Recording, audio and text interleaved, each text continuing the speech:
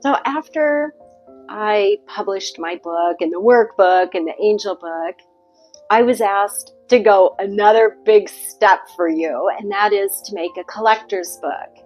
And this one has 127 more pages in it where I actually take you behind the scenes and explain my drawings, the concept of some of the photography of the resurrection scenes that I do in here. I help you go deeper, so much deeper behind the scenes so that you understand the reasons why I used some of the scenery, why the resurrection, because that's the big surprise in there. And I kind of unbundle it for you and take your hand with me so that you experience it. It's a pretty awesome book. It's a pretty awesome collection of the history of how I made it.